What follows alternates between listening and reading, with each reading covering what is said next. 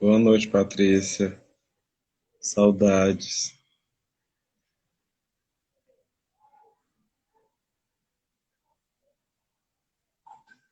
Deixa eu verificar.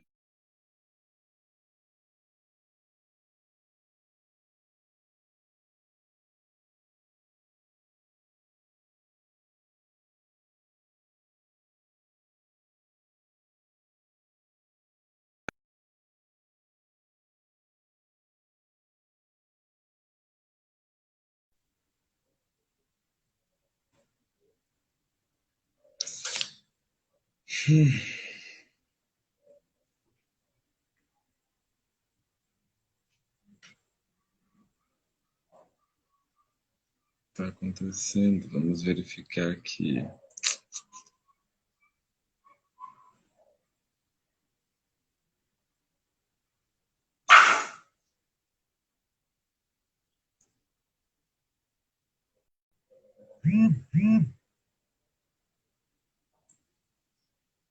Tentando fazer isso, será que...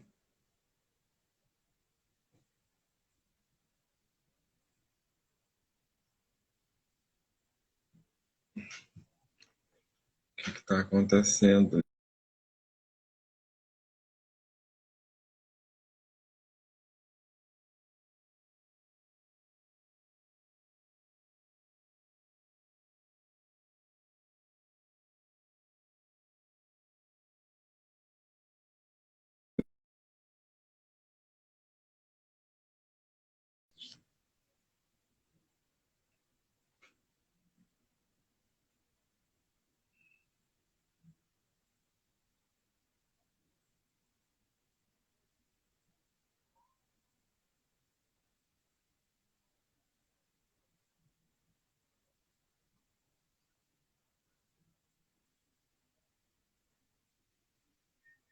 Boa noite, Kevin. Obrigado. Vamos aguardar só o professor entrar para que a gente possa... Ah, o professor entrou. Deixa eu ver aqui.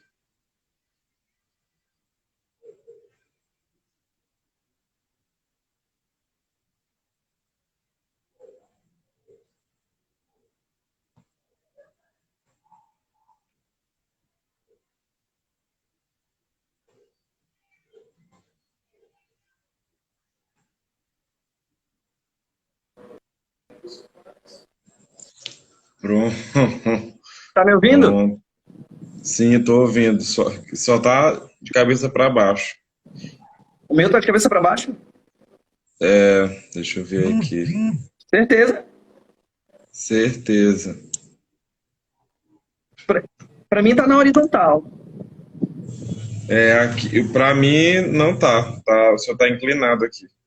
Está na vertical. Tá. Eu vou sair de novo e vou entrar, tá bom? Tá ok.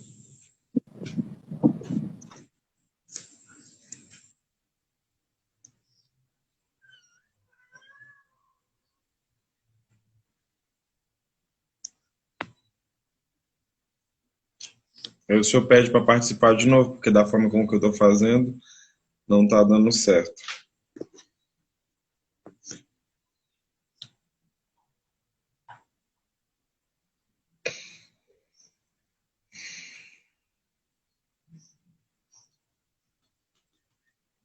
Vamos lá. Então, só para o senhor mandar o convite aqui rapidinho para a gente poder começar o nosso bate-papo.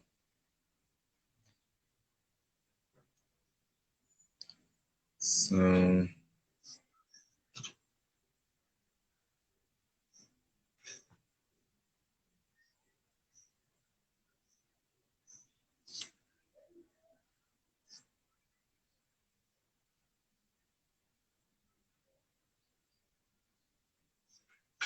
E agora? Agora sim. Perfeito. Que horas são aí, professor? Perfeito. São exatamente 19 horas e 26 minutos. A gente começa, Temos aí 4 minutos a gente começa de pontualmente às bônus. 19h30, né? Né? Algumas pessoas nós temos já, aí eu acredito que dá para você visualizar, nós temos 6 pessoas já aqui. Isso. A gente pode começar às 19h30. Sim, Perfeito. Eu vou sair aqui para pegar uma garrafinha de água e volto daqui a 2 minutos. tá ok então, às 19 e E 30. 28, né? Ok, É, tá ok, tá bom. tudo bem.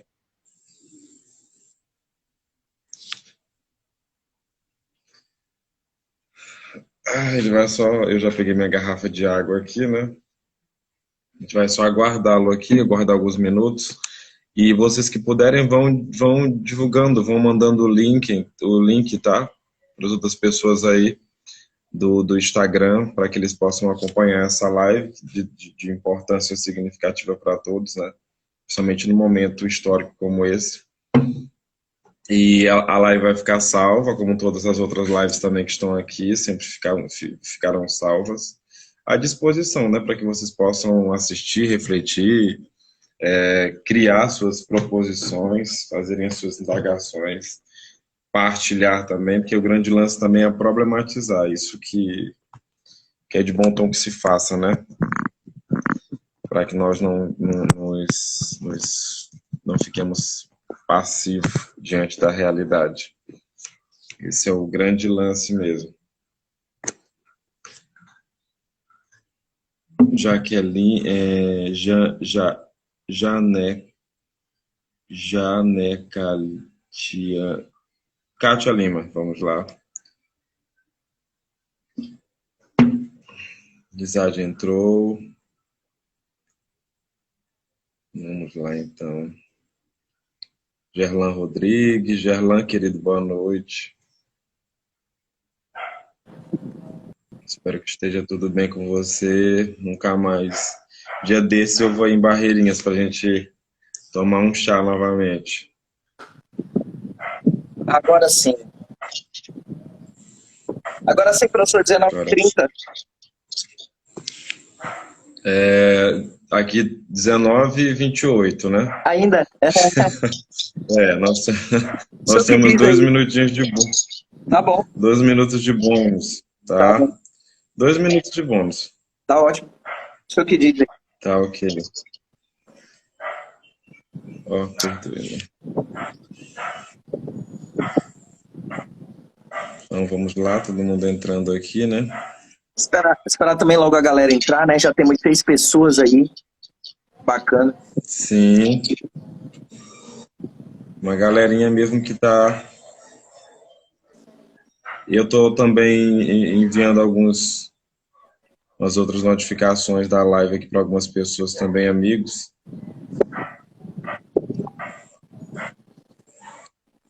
E aí um pós-feriado, né?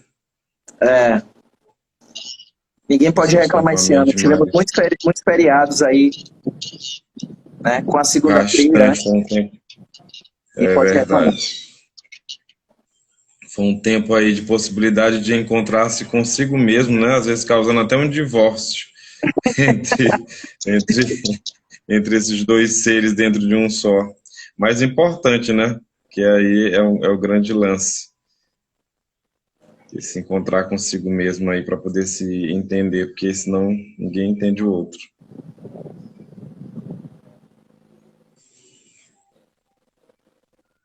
Algumas pessoas também vão assistir porque vai ficar gravada, outras estão em aula.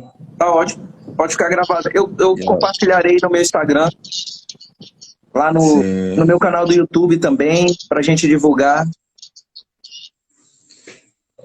Pois é. Fica bem bacana aí. Ok, então, professor, nós temos aqui 8 pessoas, né? Minha irmã também está aqui. Tem pessoas do estado, fora do estado, e tem pessoas também de fora do país. Bacana. Que bom que o lance é justamente esse.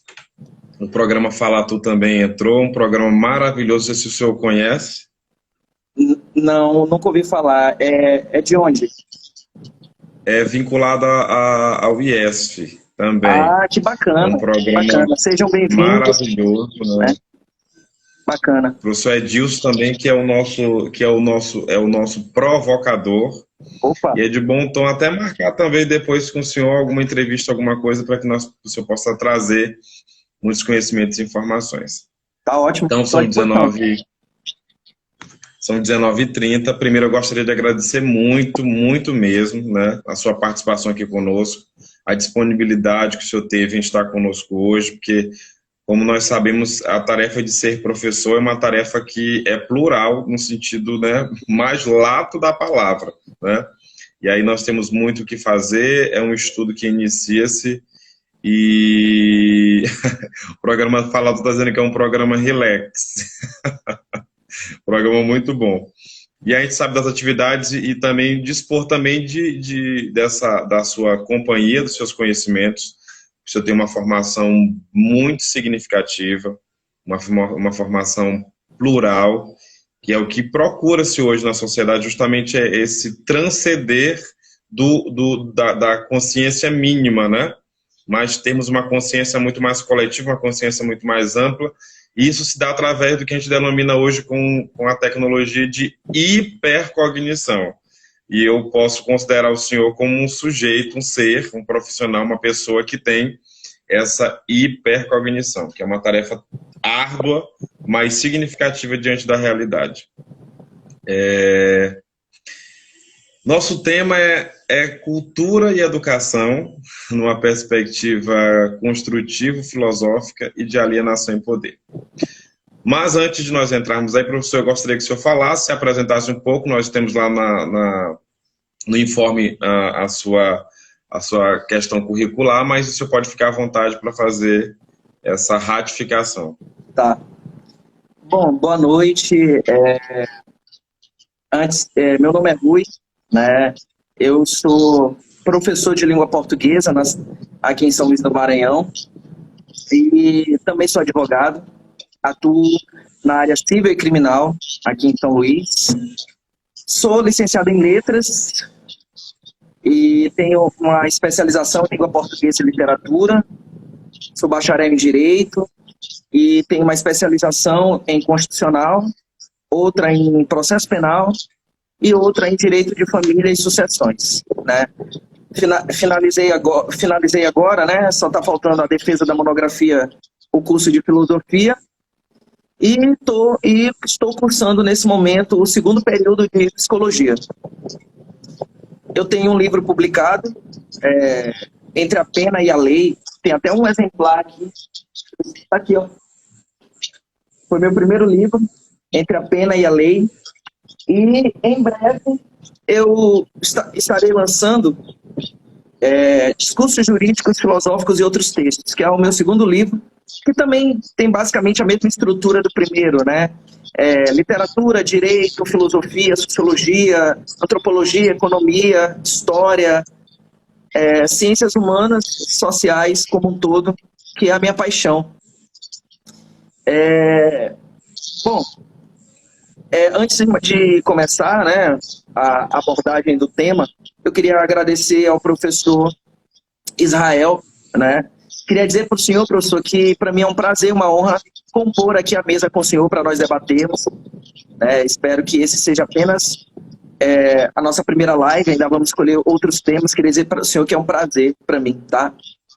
Inclusive, estava falando aí da rádio, ou do programa Fala Tu? A rádio é um programa. Sim, é um programa na rádio, né? da rádio. Da IESP, né? Eu já tive o prazer de ser professor da IESP, né? Eu dei aula na IESP de 2015 a 2017. Fui professor de Direito lá também, né? Queria mandar um abraço aí para vocês da Faculdade IESP também. Bom, partindo agora para o tema específico, caso o professor Israel, mediador, permita, pode ser, professor? Sim, é uma observação. A Carol, ela gostaria de saber onde ela pode encontrar um exemplar desse seu livro aí. Então, eu publiquei o livro em 2011, né? Em 2011, e eu o publiquei pela editora Aquarela, né? E foram 500 exemplares, fiz 2 lançamentos, né? E vendi todos. Mas pelo que eu sei, tem um exemplar na biblioteca da IESP, né? Onde dei aula. Tem um exemplar na biblioteca da Faculdade SESC, né? Onde cursei Direito, né? Cursei e terminei Direito. E vendi todos. E o único exemplar, assim, no caso aqui é o meu. Mas, né? Posso ver a possibilidade de dar uma cópia para ela, né? E convidá-la já, a prioristicamente, para o segundo lançamento, né? Para o segundo lançamento. Perfeito. Certo? Perfeito. Ok, Giane, boa noite também. Vamos lá, então. Pode ficar à vontade, professor, caso o senhor queira fazer alguma fala ou nós vamos... Bom, iniciando a discussão, né, sobre o tema, o senhor quer começar ou eu começo sobre a discussão do tema? Vamos lá, vamos problematizar um pouco, né? O tema, como todo mundo já sabe, é cultura e educação, né? Dentro de uma análise construtivo-filosófica de alienação e poder. Então, nós vamos entender, passear um pouco por essa questão semântica, né? E eu digo estrutural, com relação a poder, alienação e poder, isso dentro da questão educacional. E aí, para começar, professor, eu gostaria de trazer alguns dados bem fresquinhos, assim, recentes, saindo do forno, né, com relação à questão da educação no Brasil. Então, eu vi algumas pesquisas no INEP, né, e também em páginas de seguridade informativa mesmo, que tem respaldo. E aí nós temos alguns índices interessantes para que a gente possa começar essa discussão aqui. Né? O Brasil ele tem hoje aproximadamente 1,4 milhões de crianças e adolescentes entre 6 e 17 anos que estão fora da escola. Muita gente, né? Temos também aí aproximadamente 2 milhões de alunos fora da escola, ou seja, a evasão escolar no Brasil. E isso eu estou trazendo estudo pré-pandemia, não é o estudo pós-pandemia, né? Vamos verificar como isso vai, como é que a pandemia refletiu diretamente sobre isso, né? E temos 6 milhões que estão na idade, que estão fora da idade, né, do ciclo de ensino no sentido de faixa etária e os seus graus de série, né? Em 2019, houve uma queda, nós tínhamos 11 milhões de analfabetos, aí caiu, em 2018, na verdade, tínhamos, em 2019 caiu, uma diferença de 2% só com relação à queda. E aí já não é novidade falar que as regiões do Brasil onde essa decadência na educação é maior, é a região Nordeste, que ocupa uma taxa de 3,9%, né? E esses dados são dados recentes, né? Preocupantes. Já temos aí, já passamos por grandes períodos de transformações. E, a meu ver, professor, parece-me que essas transformações não foram de fato significativas. O grande lance é, por que será, professor, que essa educação brasileira é tão fraquinha? Bom, esses dados que o senhor trouxe são dados de fato reais, né? Eles com efeito se coadunam com a nossa atual realidade, né? E o que acontece na educação brasileira, no meu entender, com base nas leituras que já fiz, basicamente a educação brasileira ela transita, né, essencial e necessariamente por fatores externos relativos à desigualdade social. E aí, quando faço alusão à desigualdade social, eu me refiro basicamente a dois níveis de desigualdade, que é o da insegurança alimentar, né, em termos menos técnicos e mais simples, né, a questão da fome, e também a perspectiva do acesso do brasileiro à instituição escolar, né? Então, hoje, se você verifica, né, a estrutura, começando ali pela estrutura arquitetônica comparando a escola pública com a escola privada, hoje você tem aí basicamente um hiato, né? Você tem uma diferença abissal, né? Normalmente no que diz respeito à questão tecnológica, né? Que é o que hoje basicamente nós vivemos, né? O processo ao processo de inserção digital. Então, há uma grande diferença. O senhor tocou na questão da pandemia, né? Isso ficou muito mais visível, né? Essa perspectiva, esse ato, essa separação ficou muito mais visível na pandemia, no momento em que os alunos da escola, das instituições particulares puderam ter acesso, né, a uma plataforma Zoom, né, via internet, e uma plataforma pelo Google Meet, né, só dando exemplos de plataformas que viabilizaram. Sim. E ainda viabilizam durante toda essa pandemia, né, o ensino remoto. Deu para nós vermos claramente essa diferença, né? Muitos alunos da escola pública não puderam ter acesso a essa plataforma, ficaram durante algum tempo sem aula, né? Então, ou seja, o que a gente percebe aí nesse caso? Que a crise na educação brasileira, e aí já me refiro, já designo a situação que o senhor expôs em dados positivistas, né, em dados quantitativos aí, numa perspectiva de uma crise educacional. Então a gente vê que essa crise educacional, ela está atrelada, né, a muitos aspectos exógenos, muitos aspectos externos. Eu citei aí dois, né, que é a questão da estrutura do acesso, né, de quem tem acesso à escola pública e quem tem acesso à escola privada. Citei a perspectiva da insegurança alimentar, mas como eu foquei nesse primeiro aspecto, a questão desse último aspecto, a questão do processo de inserção tecnológica, né, eu diria até mesmo que é uma crise, né, na perspectiva do acesso digital, né? Então, a gente vê claramente, né, que pessoas que não têm esse acesso são pessoas que se encontram, me refiro a pessoas, né, em especial os alunos, né, em especial os alunos, né, são pessoas, alunos e alunas, que estão ali alijados e alijadas do processo educacional. A partir do momento que elas não têm acesso à internet, né, para poder pesquisar, seja sobre qualquer assunto, vamos colocar da seguinte forma: a internet a gente sabe que é uma ferramenta deveras importante, né, nesse sentido, que traz para o homem pós-moderno, né, um verdadeiro acesso à informação. Eu não diria acesso ao conhecimento. E aí depois nós poderíamos passar para um segundo ponto, para que nós possamos diferenciar o que é informação do que é conhecimento. Então, inicialmente eu responderia a esse seu questionamento da seguinte forma, né? Esses dados, só para fechar o meu raciocínio, esses dados expõem, na realidade, a atual situação da educação brasileira, né, cuja crise não passa, né, necessariamente pela questão da educação, mas existem fatores exógenos. Eu elenquei três no universo de múltiplos, né, que são os mais visíveis, né, que é a questão da insegurança alimentar, Por quê? Porque um aluno ou uma aluna, né, que não detém a mantença básica, a exemplo da segurança alimentar, ou seja, se ele não tem nada para comer, ele não terá forças nem ânimo para atividade intelectual. Começa daí.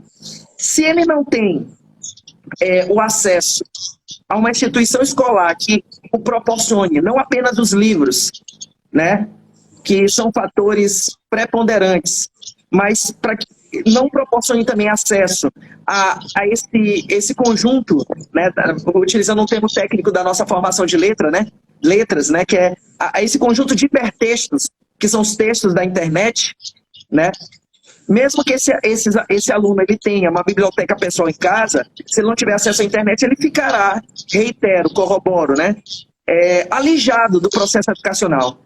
Né? Porque hoje a gente corrobora para o senhor, o ensino, ele perpassa, até mesmo se nós levarmos em consideração aspectos pedagógicos, acerca das novas concepções, que é a concepção de metodologias ativas, né? Sala invertida, ou seja, proporcionar essa autonomia ao aluno, essa autonomia está relacionada ao quê? Ao fato de que o aluno possa ter acesso às tecnologias de informação, e a principal delas é a internet. Se não tiver internet, ele não terá acesso a uma plataforma de ensino remoto.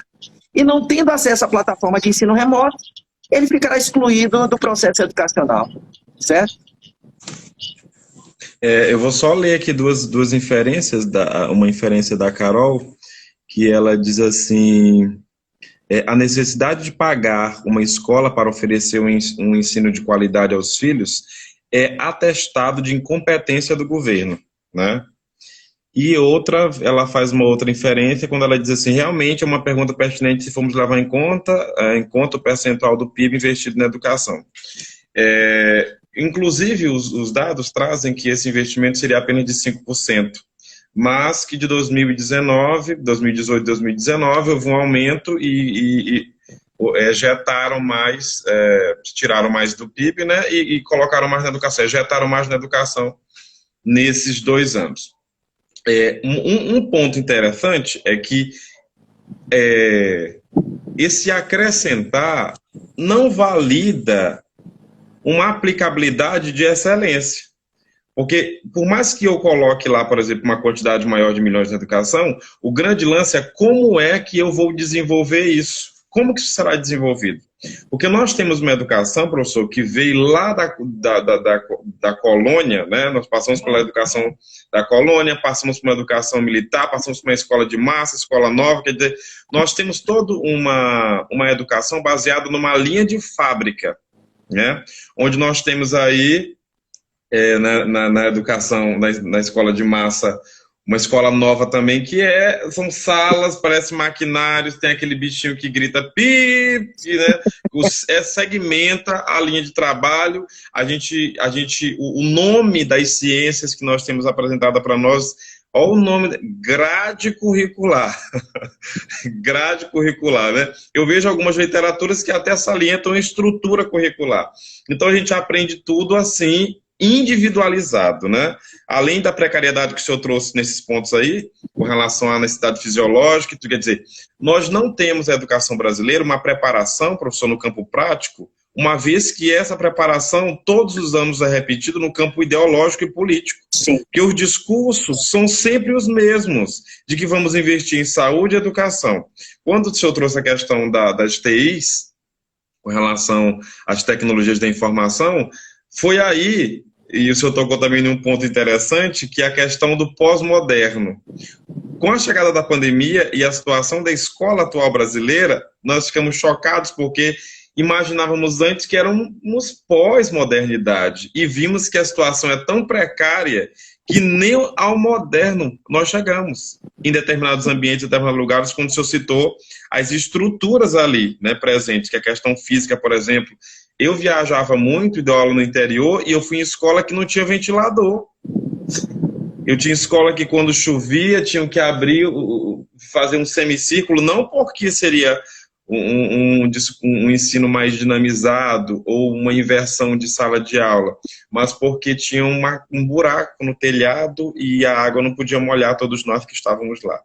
Então, Professor, até que ponto nós podemos encontrar, qual é a relação que nós temos entre esses fatores que o senhor trouxe com relação à educação, esses eixos que o senhor trouxe, que são muito mais, como o senhor muito bem salientou, e dentro do aspecto da alienação social? Qual é a relação que se estabelece entre essa crise na educação brasileira e a alienação? Muito boa pergunta, professor. Né? Quando a gente fala sobre essa perspectiva de alienação social, a gente já começa a adentrar especificamente, né, o tipo de ensino que o Brasil tem. Né? Eu começaria aí tocando no aspecto que o senhor falou, né, a necessidade de uma grade curricular.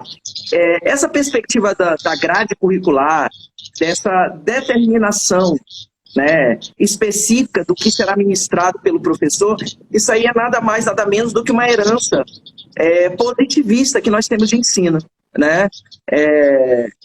Se nós fizermos um retrocesso histórico, né, nós vamos verificar que, assim como o senhor fez, né, do Brasil Colônia,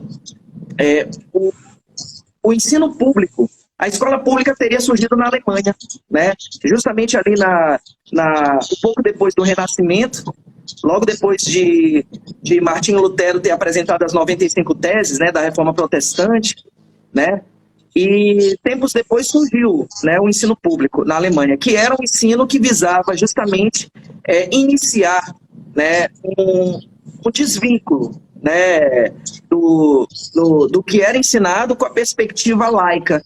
Né? Isso vai dar aso para um ensino extremamente secular, que vai chegar através de uma perspectiva iluminista, né, que vai chegar ali nos demais países da Europa, a exemplo de Portugal, né?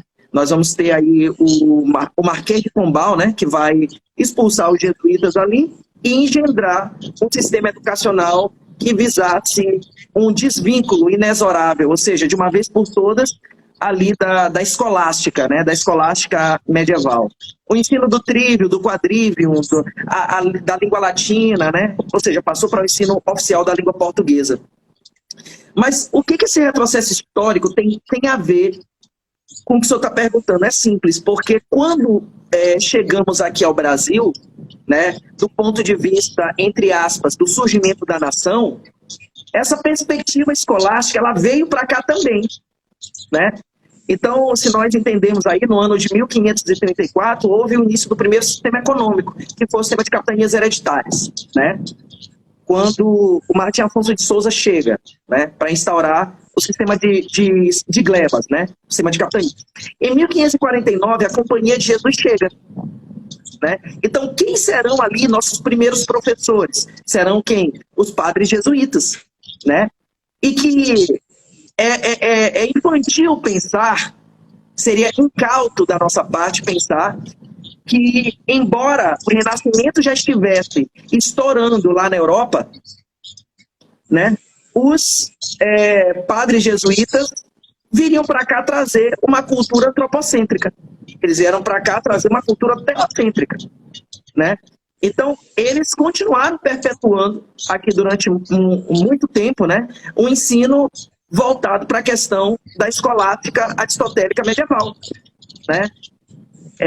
Retórica, dialética, lógica, as disciplinas específicas do trivium e do quadrivium medievais. Certo? Então, nós passamos muito tempo com esse sistema de ensino, né, que era um sistema de ensino teocêntrico, né, e apenas ali no iluminismo, né, com o Marquês de Pombal, a história oficializa o Marquês de Pombal, mas antes do governo de Dom José I, teve o governo de Dom João V, em que tinha um ministro lá chamado Luiz Antônio Verne, que ele criou um livro chamado O Verdadeiro Método de Estudar. Então, ele inicia o processo de laicização do ensino e o Marquês de Pombal, né, ele vem cristalizar, né, expulsando de uma vez por todas os jesuítas, né, da questão política e educacional. E o que vai acontecer? O positivismo, ao chegar no século XIX, vai sistematizar tudo, né, vai quantificar tudo. E no Brasil o positivismo também chega tardiamente, ali no final do século XIX, início do século XX, com Benjamin Constant. Né? E nós somos frutos desse sistema positivista de ensino. Independentemente de você querer dar nome a determinada escola pedagógica, né? Escola nova, escola tecnicista, haverá uma ruptura epistemológica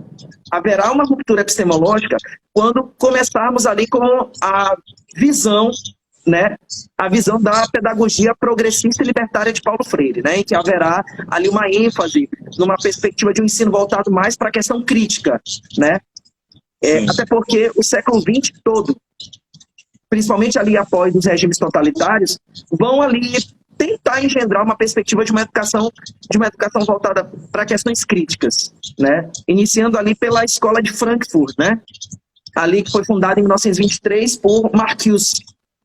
Tiveram como representantes mais famosos o Adorno, Horkheimer, né? E Walter Benjamin. Então, como deveria ser a educação? A educação deveria ser pautada numa teoria crítica, né? Isso se espraiou por todo o sistema intelectual, né? Pelas artes, a exemplo da arte cinematográfica, e aí eu falaria do conceito de indústria cultural, né? Para a questão política, né? Em que outros filósofos também que falam sobre educação, a exemplo da filósofa que, a meu ver, é a mulher mais fora, né? A mulher mais brilhante do século XX, que foi Hannah Arendt, né? E o próprio filósofo espanhol José Ortega y Gasset, né? Naquele famoso livro chamado A Rebelião das Massas, em que a gente pode vislumbrar uma perspectiva educacional nesse livro, e também em Meditações do Quixote, em que ele vai falar sobre o conceito de homem-massa, em Rebelião das Massas. Quem é o homem-massa? É aquele que não reflete, né? É aquele que não critica, ou seja, é aquele que absorve qualquer conteúdo, né, sem nenhum tipo de perspectiva de filtragem, né? Então, assim, eu designaria a nossa educação atualmente muito numa perspectiva positivista, né? Positivista.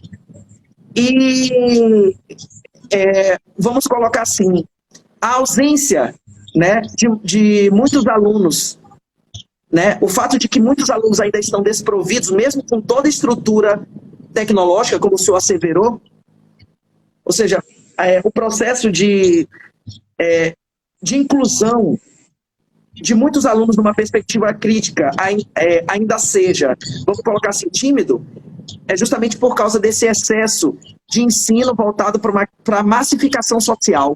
Ou seja, não se tem um ensino dialético na escola. E quando eu me refiro a dialético, não me refiro a dialético no sentido aristotélico medieval, mas me refiro no sentido de um ensino que se pauta na análise das contradições sociais, na viabilidade do aluno ao acesso da perspectiva dos movimentos sociais, do conhecimento do multiculturalismo na visão do sociólogo Boaventura de Souza Santos, que perpassa essencial e necessariamente pelo conhecimento das características étnicas e culturais de minorias, né? De minorias. Exato. Penso que seja isso. Sim, porque exatamente esse é o conceito ligado diretamente, né, a Alienates, que é justamente, inclusive o senhor cita o Martin Lutero, ele cita já a alienação já desde Dantes, né, nessa separação, que o Hegel também vai falar sobre isso, que na verdade nós produzimos e nos distanciamos de nós mesmos, né, isso é o aspecto da alienação acontecendo, é como se nós estivéssemos fora de nós. Não nos víssemos mais como uma construção. E a educação brasileira, ratificando o que o senhor disse, é justamente um processo de reprodução.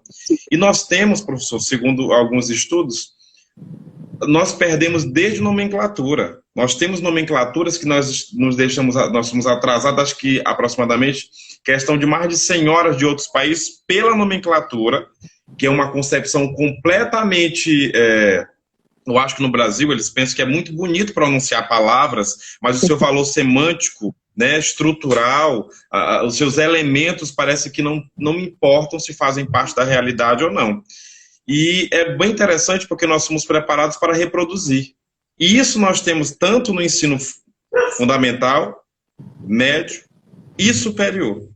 Nós perdemos a capacidade do porquê das coisas. Como o senhor trouxe aí no processo dialético, nada mais é do que o contraditório. a oposição, essa antítese e também paradoxos que são necessários na construção do conhecimento. Então, é uma reprodução de massa onde as pessoas, onde os indivíduos são estrangeiros de si dentro do sistema. Não conseguem se ver, não conseguem se enxergar. Hoje, pela manhã, eu acordei tomando um chá com Nietzsche e eu achei interessante duas expressões que ele trouxe. Ele diz assim, que existe o condenado e o assassinado. O condenado, né? O assassinado é inesperado, vai acontecer, mas não se sabe quando, e é uma coisa que ninguém consegue, talvez, às vezes, né, prever, ou às vezes pode até prever, mas é uma ideia muito vaga. E existe o condenado. O condenado é aquele que todo o sistema vem ali e determina o que deve ser feito. Isso no papel de um juiz, no papel de um pai, no papel da sociedade. Nós não somos assassinados. Nós somos condenados. Porque alguém lá de cima vem e cria toda essa estrutura, exemplo no caso da educação, como o professor tem que fazer, o que é que o aluno tem que aprender. 50 minutos. Você vai dar uma aula de arte em 50 minutos, quando o negócio está ficando... Acabou o horário. Cortou ali aquele conhecimento, agora vamos pular para geometria analítica. Quer dizer, são antagonismos que não são para a vida. A educação finlandesa é interessante porque ela diz assim... É a melhor do mundo. A indagação é, você quer ser educado para tirar 10 ou você quer ser educado para a vida? Eles educam para a vida. Porque, na verdade... A vida é um kit completo. Quem educa para a vida, o 10 é consequência, né? E dentro do nosso sistema educacional brasileiro, o valor não é educação para a vida. O valor é educação para tirar 10, né? Para que essa reprodução consiga acontecer. É muito complicado, delicado da nossa parte, porque isso já, professor, isso é uma questão cultural, né? E a alienação está ligada com a ignorância. Quando nós temos, por exemplo, um ministério que manda no magíster, no maior, que são os professores, existe a possibilidade de um país desse para frente, onde o mini manda no máximo, que define as diretrizes do que tem que fazer, do que tem que ensinar, de como é, e isso invalidando a própria realidade do aluno, do sujeito. Só para lhe passar a fala, vou lhe contar um caso. Tinha uma professora de especialização em psicopedagogia. Ela contou um fato interessante.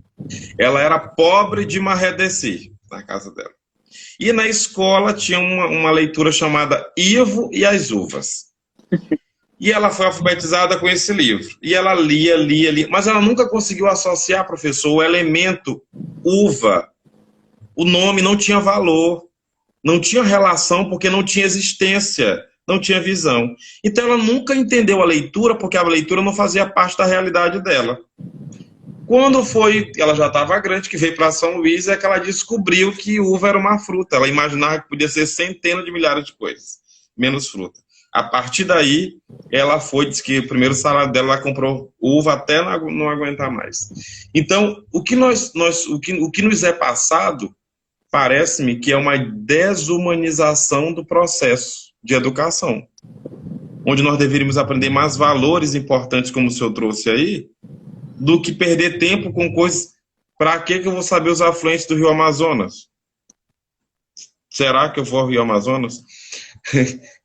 Será que não seria mais interessante aprender sobre respeito, sobre deveres, diversidade, sobre a possibilidade de diversidade, sobre um dia, professor, eu me encarar comigo mesmo? Nós somos educados para viver com o outro, mas o ser humano é uno. A pandemia veio e mostrou que nós somos completamente inválidos diante do eu comigo, né? Pode falar o que você ia falar, que eu me empolgo. Você fala. Você pode falar. Bom, com relação a... Porque nós ainda estamos numa educação, professor, isso tudo é uma educação de divisão. Nós aprendemos a dividir as coisas. E a educação não é divisão de coisas. A educação é um todo que faz sentido. A partir daí, a interdisciplinaridade, a transdisciplinaridade, o senhor percebe todos esses eixos, né? O multi, o pluri, a educação está ligada diretamente com a diversidade. Enquanto essa educação for um sentido linear de progresso, que essa linha positivista que o senhor trouxe, né, de progresso, de capital, que o capital, na verdade, vem aí, no caso, como algo selvagem, como o próprio Marx traz, esse capitalismo selvagem, nós vamos desestruturar o ser pensante, que é o ser necessário para qualquer sociedade. E a alienação hoje já é uma questão de... Parece que o grande lance é ser alienado. Caso você não seja, você está fora de moda. Esse aspecto que o senhor colocou, ele vem justamente ser estudado aí, eu vou reiterar, a escola de Frankfurt, né? Então, há um processo de padronização, né? Essa perspectiva da cultura de massa, que aliena, né, em termos mais simples, o ser humano. No caso, em especial, os nossos alunos, né? Os nossos alunos, eles estão imersos de forma inexorável, incontestável, a esse processo de massificação. Nós também estamos, professor, eu e o senhor, estamos nesse momento utilizando uma tecnologia digital para podermos ter esse debate de natureza intelectual. Mas, veja, eu citaria, para fazer essa diferença, mais uma vez, Ortega y Gasset. E agora eu citaria o livro dele, é um opúsculo de 60 páginas, Meditações do Quixote, em que ele traz a famosa frase, né? Eu sou eu e minha circunstância, né? Eu sou eu e a minha circunstância. Ou seja, essa perspectiva do racionalismo, do racionalismo vital. Por mais que eu viva imerso no processo de tecnologia digital, é necessário que eu possa distinguir, filtrar as informações. E daí eu entro basicamente ali na diferença entre informação e conhecimento. Hoje, esse processo de massificação da sociedade, ele traz para o aluno uma gama, uma miríade de informações, que é dever do aluno converter aquilo ali em conhecimento, né? Então, o que seria converter em conhecimento? Filtrar essas informações e não absorvê-las sem nenhum tipo de sistema de criticidade, porque a absorção de qualquer informação sem nenhum tipo de filtragem descambaria justamente para o que o Ortega y Gasset falou lá no século XX, a perspectiva do homem-massa, que é um homem que não critica nada, ele aceita tudo. Sim. Né? Então, assim, o que acontece? E aí eu adoro quando o senhor utiliza esses argumentos voltados para o existencialismo, né? O encontro do eu consigo mesmo, isso é muito Sartre e Heidegger, né? A minha monografia de filosofia foi justamente sobre o existencialismo, né? Então, eu vejo na sua fala muito Sartre, né? Muito Heidegger. Então, assim, o aluno, de fato, ele as mais das vezes não consegue ter um encontro dele consigo mesmo, justamente porque ele está ali no estado de letargia. É como se ele tivesse sedado por essa cultura de massas, ou seja, por esse processo de padronização que é impingido, né, pela indústria cultural e pelo processo de liquidez da tecnologia, e aí já me refiro a Zygmunt Bauman, né, o processo de modernidade líquida, né? Então, como combater isso? A gente está aqui refletindo, né? Eu diria, claro, eu não quero dizer e não quero que quem esteja me escutando pense que eu sou contrário ao processo de tecnologia, pelo contrário, né? Ao revés, né? Eu utilizo muita tecnologia, mas eu acho que essa tecnologia ela deve estar atrelada numa utilização, vamos colocar assim, mais pragmática e mais sábia, no sentido de que o aluno possa, de fato, selecionar aquilo que ele está, de fato, pesquisando, né? Nesse sentido, eu diria até mesmo que é papel do professor, que não é só professor, transmissor robótico de conhecimento, mas também é um pesquisador, né? E alguns alunos, o senhor passou para casos práticos, né? Eu vou passar para alguns casos práticos meus antes de devolver a palavra para o senhor. Alguns alunos, às vezes, até ficam impressionados comigo quando eu estou dando aula. Chega assim, poxa, professor, alguns alunos meus já vieram me falar isso em segredo. Poxa, professor, as suas aulas são tão bacanas porque o senhor dando aula de literatura, o senhor fala de filosofia, sociologia, história, a gente acha muito interessante isso. Aí Claro, eu falo isso brincando, mas eu falo de uma forma para que o aluno entenda que é necessário que o professor tenha essa formação de um polímata. O que é um polímata? É um intelectual que tem noção de várias áreas do conhecimento ao mesmo tempo. E aí eu até perguntei para um deles, né, um aluno meu, vem cá, e tem professor que não tem esses conhecimentos? Né? Ele sorriu, né? Então, assim, eu não consigo vislumbrar, eu vou falar justamente da minha disciplina em específico, que são duas, né? Que é literatura e redação. Eu não consigo vislumbrar o ensino de literatura separado do ensino da filosofia, sociologia, da história, da geografia, eu não consigo. Né? Então, essa mera decoreba de períodos literários, né? A meu ver, isso daí é robotizar o aluno. É um ensino que visa não viabilizar o aluno um conhecimento emancipador, né? Mas é um ensino que visa o quê? Tornar o aluno um homem massa futuramente. E eu entendo que a literatura, acho que só para a guisa de conclusão e devolver a palavra para o senhor, eu entendo que uma das maiores conquistas da Lei de Diretriz e Base da Educação foi justamente trazer a obrigatoriedade do ensino de cultura africana nas disciplinas de linguagem e ciências humanas, né? Então, eu acho que após o ensino das correntes literárias europeizadas, tradicionais, eu acho que é necessário que o aluno entre em contato com Craveirinha, com Mia Couto, ou seja, é uma literatura moçambicana, em termos gerais, uma literatura africana, para que o aluno entenda que os grandes mestres, os grandes intelectuais, não foram apenas europeus e aqui no nosso Brasil, né, fruto de uma cultura europeizada. Né? Alguns podem até dizer, professor, não está sendo nacionalista, mas se você lê Machado de Assis, eu estava falando isso hoje numa revisão, né, para o Enem, que eu ministrei. Você lê Machado de Assis, você está lendo quem? Laurence Sterne, Stanley Hall, O Vermelho e o Negro, né, a obra clássica de Stanley Hall. Ou seja, o narrador interventivo, que todo mundo acha brilhante em Machado, né? Machado de Assis para conversar com o leitor. Isso é Laurence Sterne, isso é literatura europeia. Então, até o índio de Gonçalves Dias e de José de Alencar é um índio europeizado, né? Sim. Então, assim, a nossa literatura, ela até mesmo pela máxima paixão que nós temos, né, por uma questão nacional, em dizer que nós temos uma sólida literatura brasileira, e nós temos, ela é influente de uma literatura europeia. Então, eu entendo que, reitero, corroboro para o senhor, uma das maiores conquistas da LDB, que falta, do ponto de vista pragmático, trazer de forma efetiva para a escola, né? Os planejamentos devem estar ali, sob a égide desse tipo de conteúdo, é trazer no ensino de literatura, o ensino de literatura africana, né? E nas disciplinas de redações, como eu faço, os meus alunos são testemunha, quando eu debato os temas, toda semana, sempre tocando no assunto das minorias, né?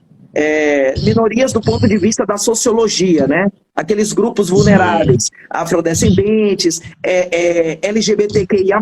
O aluno precisa sair do ensino médio com essa perspectiva multiculturalista, como dizia Boaventura de Souza Santos, né? Saber que existe uma cultura multifacetada, que nós somos plurais, né? Que nós somos plurais. Então, seria mais ou menos nesse sentido isso que o senhor está perguntando, né? Eu acho que a maior conquista foi essa.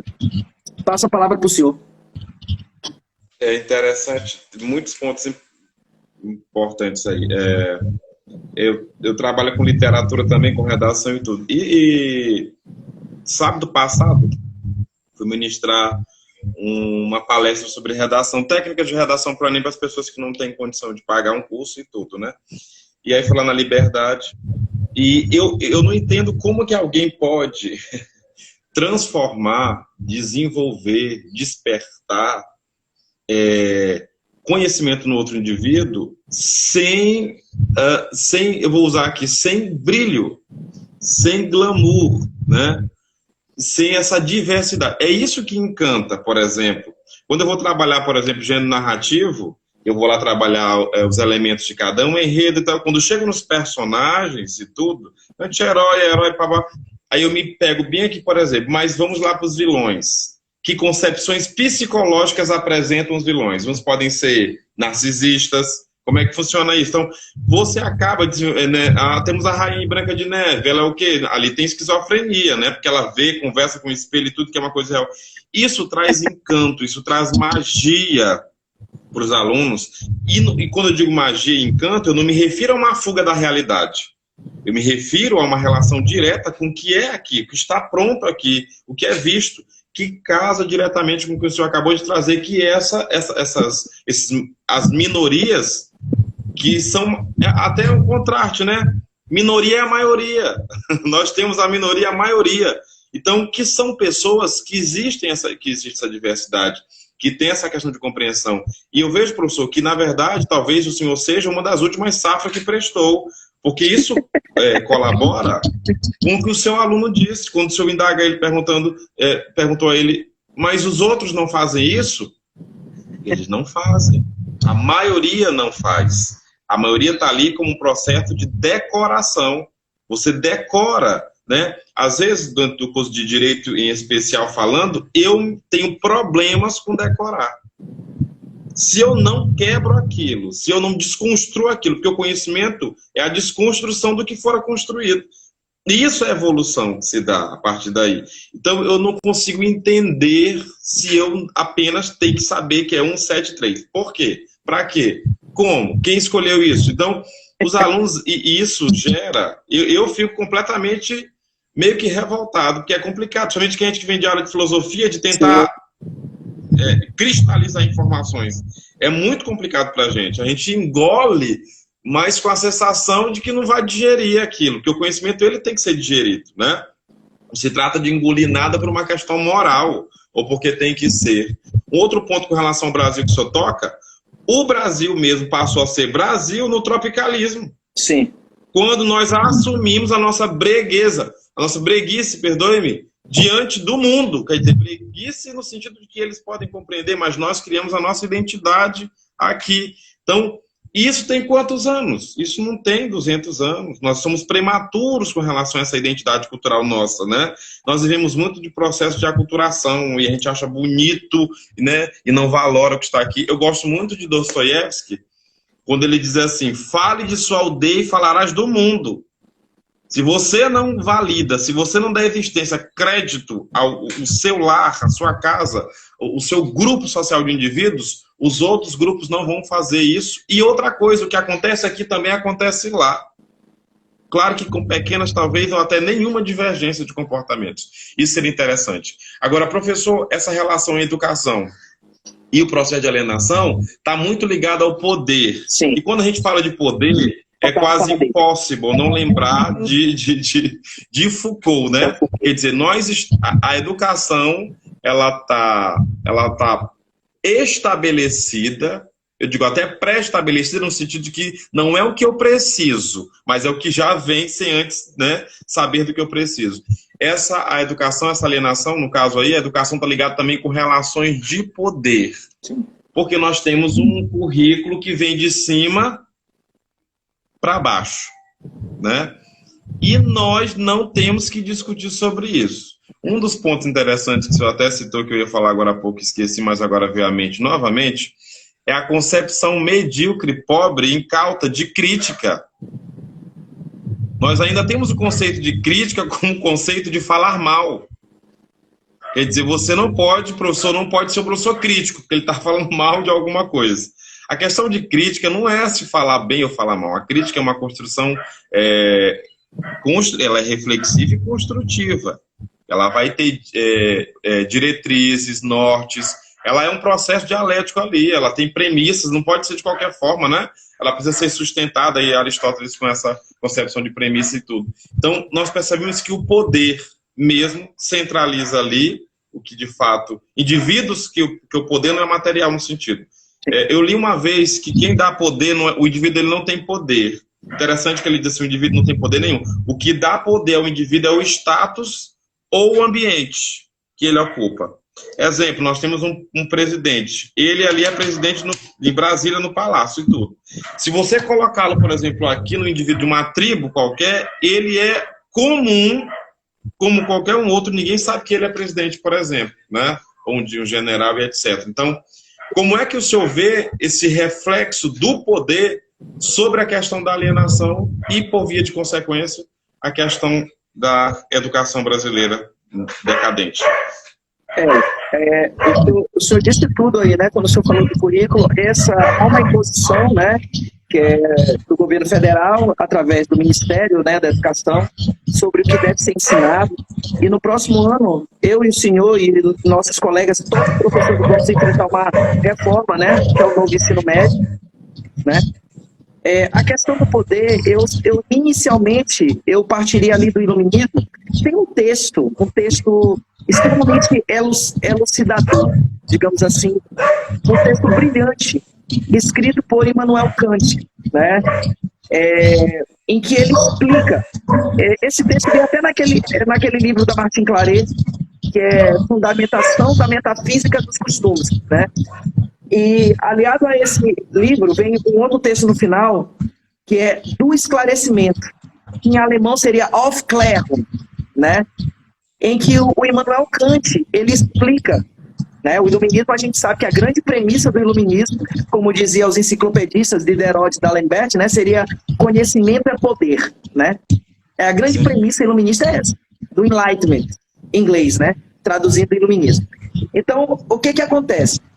Lá nesse pequeno texto, o Immanuel Kant, ele vai explicar, né, ali para a sociedade o que seria o Aufklärung, o que seria o esclarecimento, o que seria o homem iluminista. E ele vai dizer nesse texto, basicamente, que existe a chamada maioridade e menoridade. Quando ele fala em maioridade e menoridade, ele não está falando do ponto de vista etário, né? Ou seja, maioridade 18 anos para cima, menoridade 17... Não é do ponto de vista etário, né? É do ponto de vista intelectual. Na visão kantiana, o que é um homem ilustrado, esclarecido, iluminista? É um homem que atingiu a maioridade intelectual, ou seja, ele consegue, à luz do seu próprio esforço intelectual, de suas próprias ideias, chegar às suas próprias conclusões. Ou seja, ele não precisa de um tutor. E o homem que ainda está na fase de menoridade é aquele que, para poder formar suas ideias, né, para poder formar o seu raciocínio, ele precisa de um tutor o tempo todo. Ele chega para determinada pessoa na qual ele confia, que ele entende que estuda mais do que ele. O que tu acha das eleições desse ano? Tu vai votar em quem? Eu vou votar em fulano, então eu vou votar também. Né? Maria vai com as outras. Exatamente. É o homem massa lá de Gaspé. É o homem massa. Né? Partindo desse raciocínio lá, iluminista, né, do Aufklärung, que numa tradução bem literal do alemão para o português seria ouse você buscar o conhecimento, né? Arrisque-se a buscar o conhecimento, era isso que o Kant dizia, né? Eu passaria ali para o século XX, eu pularia da Alemanha para a França, né? Justamente tocando aí na perspectiva da análise do discurso, né? Que o senhor já falou. As maiores autoridades de poder nesse aspecto é quem? Foucault, né? E tem também o Louis Althusser, a gente não pode esquecer dele, né? Louis Althusser que acabou se matando, né? Depois de matar a esposa, acabou se matando também. O Louis Althusser, ele tem um sistema epistemológico para explicar isso muito interessante, que é o chamado ARE e o AIE, né? Que são chamados aparelhos repressivos do Estado e aparelhos ideológicos do Estado. Né? Entre os aparelhos repressivos seriam as forças de segurança, né? Que estão ali no artigo 144 da Constituição. Polícia Federal, Polícia Militar, enfim.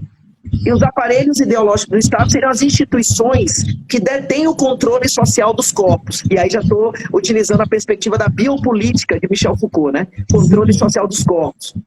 A escola é uma delas. Eu estava falando isso semana passada, nas turmas do 2º e 3º ano, dando aula. Que eu debato toda semana temas de redação. Eu estava falando para eles, olha, a escola é uma instituição social que controla os corpos. Um exemplo claro, você pode sair da escola nesse momento? O aluno falou para mim, não. Pois é, porque quando você chegar lá na frente, né, o porteiro da escola vai perguntar se você tem uma autorização escrita do seu pai para poder sair. Logo, você obedece a normas e regras à luz de um controle social, de uma hierarquia social, né? Ou seja, a instituição social escola é uma instituição social que detém o poder. Aí eu lembro daquele livro que eu li no curso de letras do Foucault, Microfísica do Poder. Então, o poder está ali espraiado pelas microcamadas e pelas estruturas mais comezinhas, mais pequenas da nossa sociedade. Né? Entre amigos, tem relações de poder? Tem sempre um amigo que, né, organiza. Até camaleões, que a gente nem percebe. Exato. E todos vão com ele, não por uma espécie de coerção. Você já reparou? É simplesmente porque ele tem um espírito de liderança. Ah, vamos para a praia. Qual praia? Do Calhau, Olho d'Água, Araçagi? Ele decide, né? Dentro da escola, existe relação de poder? Existe. Os cargos e funções, né? Diretor, coordenador, professor. Dentro da sala de aula, o professor para os alunos. Agora, esse poder, ele está ali inserido em microcamadas. Por quê? Porque a partir do momento que... Eu até falei isso para os alunos, né? A partir do momento que a gente sai da escola, as relações de poder, pelo menos naquele contexto, acabam. Eu não posso chegar fora da escola, no shopping, chegar para um aluno, né, que é meu aluno lá na escola, e dizer, olha, silêncio aí, não faz zoada no shopping. Ou seja, ali a relação de poder acabou. Né? Então, de fato, os papéis sociais definem, né, as relações de poder que são espraiadas, né, pelo contexto social. Né? E a educação, ela tem muito isso, ela tem relações de poder. Eu não diria nem numa perspectiva vertical, que é a mais lógica, né? Porque vertical, do Estado para o indivíduo. Ou seja, o Estado determina o que será ensinado, as escolas públicas e particulares têm que obedecer, por sua vez o diretor também, aí vem efeito cascata, por sua vez o coordenador e o professor também. Né? Eu não diria nem mesmo essas relações de poder no sentido vertical, mas no sentido horizontal, né? Também, no sentido horizontal.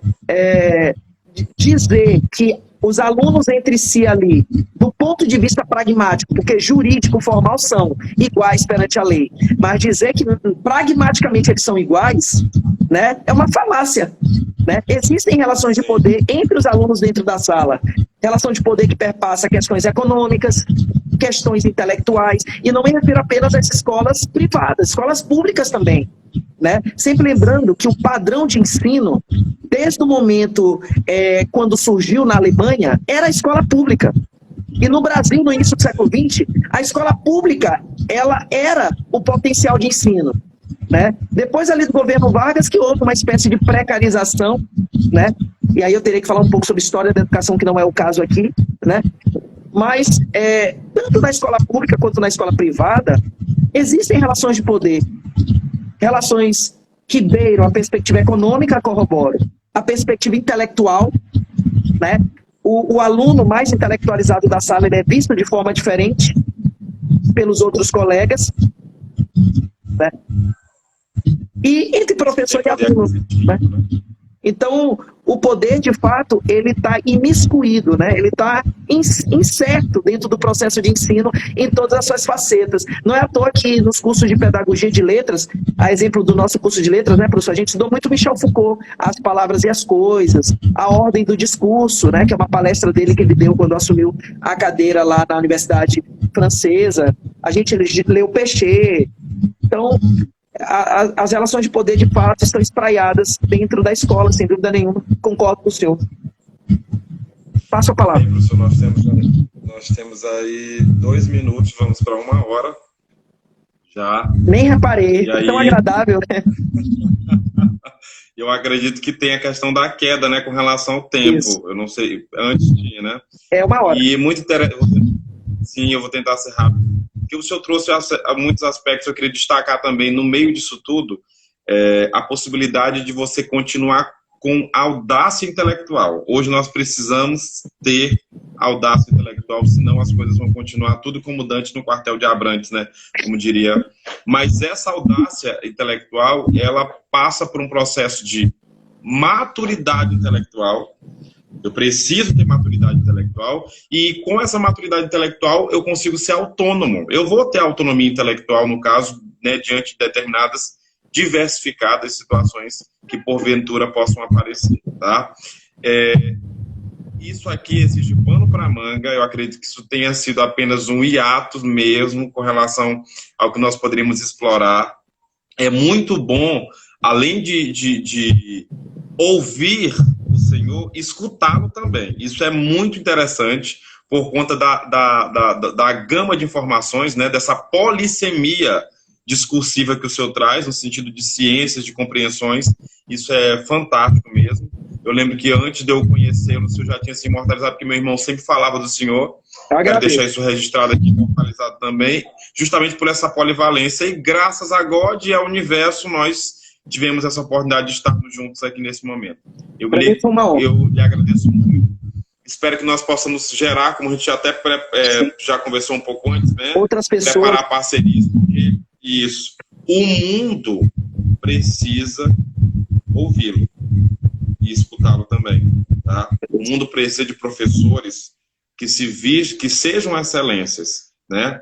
Porque o médico é importante porque ele não permite que um paciente morra, o advogado é importante porque ele não permite que um inocente vá para a cadeia, e o professor, ele é importante porque ele não permite que o futuro de uma nação toda acabe se definindo.